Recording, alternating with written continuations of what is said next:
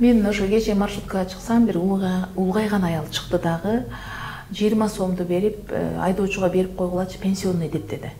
Анан мени алып пенсионный деп берип жүрсөм, айдоочу айтып калды, пенсионный иштебейт азыр депчи. Анан айттым, пенсионный иштебейт экен десем, деди аялчы, мурда иштечү эле деди, жаңылык кириптир да дедим. Десем, мен 40 күн болду, жалгыз балам бар эле, уулум өлүп, эми чыктым эле, биринчи жолу көчөгө чыктым эле, 40 күн болду эле.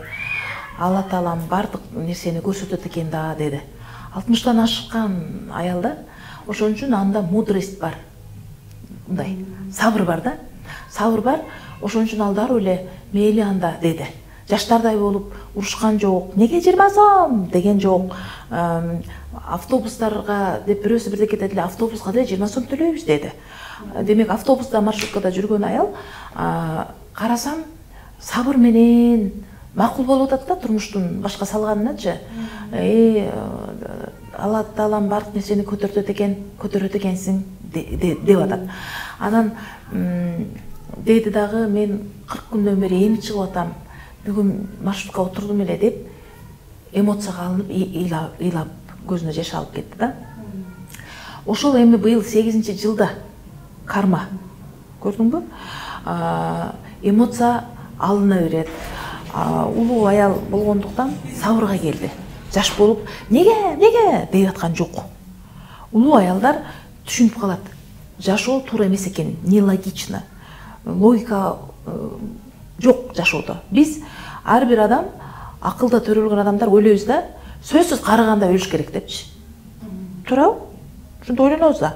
Биринчи атасы апасы өлүш керек, анан карып өлүш керек деп ойлойбуз да.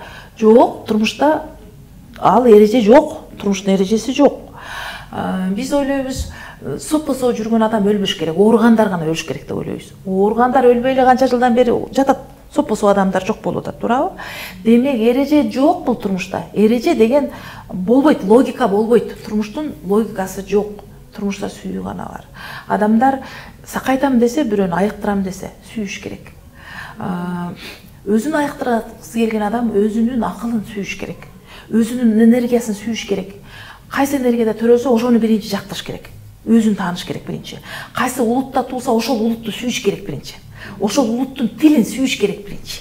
Ошол элди, байын, кедейин баарын сүйүш керек. Байлар жакшы, кедейлер койчу дебестен. Ошол элдин природа, табиятын сүйүш керек. Ошол ысыгын дагы, суугун дагы, кышын дагы, күзүн дагы сүйүш керек. Ошондо ошол жерде ага бакыт келет, байлык келет.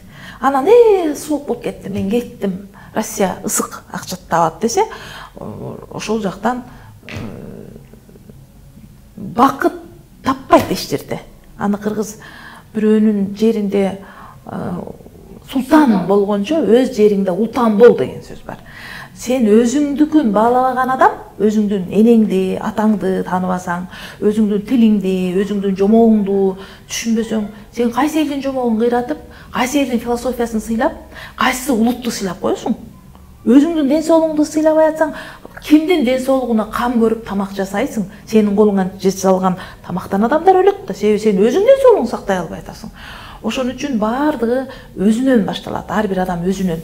Быйылкы жыл аябай глубокий мудрость, андай терең казып, өзүн таанып, эмгек кылып, ааламды түшүнө турган жыл да, быйылчы. Ошону ар ким өзүн тыңшаса, таланты дагы ичинде, тагдыры дагы ичинде, неге ата-энеси мушташып атат, неге келини мушташып атат токтобой эле, неге бала бербей атат, неге байлыгы канча иштесе деле байлыгы көбөйбөйт, ар ким келип башына бир коюн алып коет. Чорныйлар келип алып кетеби, риэлторлор келип алып кетеби, баары алдыра берет. Вселенная бербейт ага акчанычы. Он ойлой берет, Кыргызстанда закон жок, Кыргызстанда президент жаман деп. Ал жөнөкөй пенденин эле немеси, пенденин көзү акчага тойбойт. Пенде ар дайым тез байгысы келет, эмгек кылбай. Пенде ар дайым эмгегине кымбат акча алгысы келет. Ооба, өмүр бою дыйкан болуп иштеген, дыйкан мен де эмне күнөө деши мүмкүн. Дыйканчылык кылып атам деп. Мен кайдан билем ал дыйкандын күндүзү картошка эгип, түнү не деп сөгүнүп чыгып атат.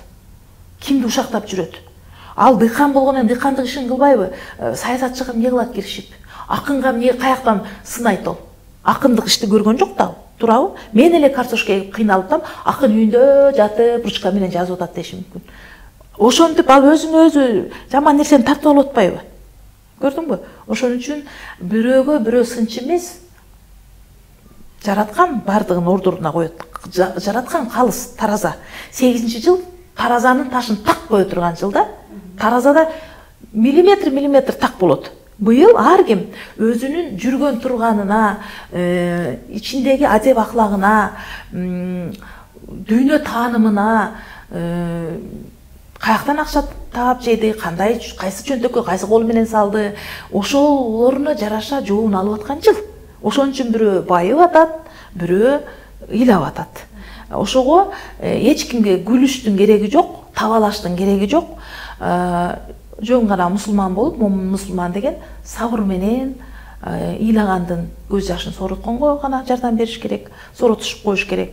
Колуңда бар жардамыңды бериш керексиң. Өдөлөп кетип аткандын сен каякта элең, сен дагы ушинтип байып кеттиңби дебестен, болсун, жакшы болсун, дагы байы деп айтыш керек. Анткени неге сен байып кеттиң деп ар жерге кирип арызданбастан, ар бир адамга күн тиет да. Быйыл ошого күн тийиптир. Жөн эле кубатташ керек. Мейли пешене териң менен тапкан эмгегиң кайтыптыр, эмгегиңдин баарын көр, эмгегиң кайтыптыр деп гана жакшы бата бериш керек байып атканга. Жок болуп аткан адамга сыноо келгенин түшүнүш керек. Сыноо келген, ошол сыноодон аман эсен сабыр менен чыгып ал, кайрат кыл дейт го, тажыйга барганда. Кайрат кыл, сабыр кыл деген ошодон да. Кыргыздын өзүнүн сөздөрүндө бүт философиясы жатат. Ошол 8-дер, кара, мисалы үчүн Элмирбек Иманалиев 8 болчу да, башычы. Ошон үчүн жаш кезинен эле укмуш, төгү кырдап, айтат го, Саламат Садыкованын айткан интервьюсун угуп калдым да, айтып атат, ушу жап-жаш бала болуп туруп, көкүрөгүндө мынча муң кайгы жаткан, ушундай ырларды жазат дейт да. Анткени 8-дер булар 90 жаштагы кемпир чалдар, кичинекей бала болсо дагы. Ал турмуш курбай туруп эле чалдай сүйлөйт да. Кыздары турмушка чыга элек кемпирдей сүйлөйт да. Анткени алардын башында ошол жактан келе турган информация өтүп турат.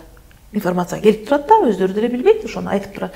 Ошон үчүн 8-дер эч кимге ондой мактай бербейт.